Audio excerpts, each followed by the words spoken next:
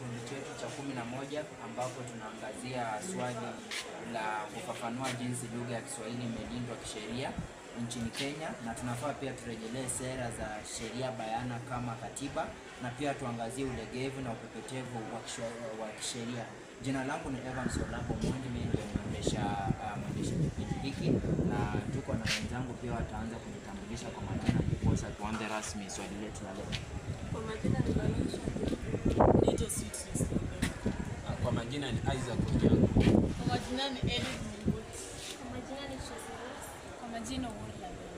Asante sana. Hao ndio mojawapo ya watu ambao tunataka kuangazia hili swali la kufafanua jinsi lugha ya Kiswahili imelindwa kisheria nchini Kenya. Sasa kivyangu mimi kama mwendesha kipindi, nikianza tu katika utangulizi, unaona lugha ya Kiswahili ni mojawapo ya lugha ambazo ni nguzo muhimu katika taifa letu la Kenya, na pia Kiswahili kimetumika kama lugha rasmi. Sasa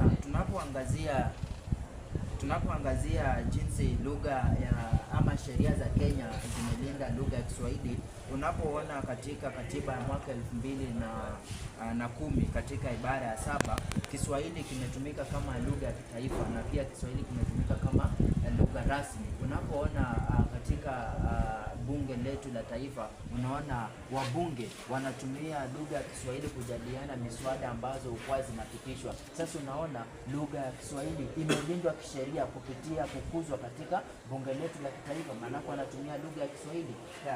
Hiyo ndio pointi yangu tunapoangazia namna gani serikali ya Kenya imelinda lugha ya Kiswahili kupitia sheria. Labda Isaac, upande wako ni vipi serikali ya Kenya imelinda lugha ya Kiswahili kupitia sheria? Naam, mimi kwa mtazamo wangu lugha ya Kiswahili imeweza kulindwa pakubwa sana katika taifa letu la Kenya, haswa tukiangazia kifungu cha katiba ya mwaka 2010. Ukiangalia kifungu cha 44 kimeweza kusema kwamba lugha ya Kiswahili, kila Mkenya ana haki ya kutumia lugha ya Kiswahili haswa katika maisha yake ya kitamaduni. Na hii hoja imeweza kuonekana ikikuzwa pakubwa sana, haswa lugha ya Kiswahili imeweza kutumika katika vyuo vikuu humu nchini. Kama sisi wanafunzi tumeweza kuruhusiwa na katiba yetu ya Kenya kutumia lugha hii ya Kiswahili, ndiposa hata unavyoona hapa hivi katika kikundi chetu tumeweza kupewa hiyo haki ya kutumia lugha hii katika mafunzo yetu.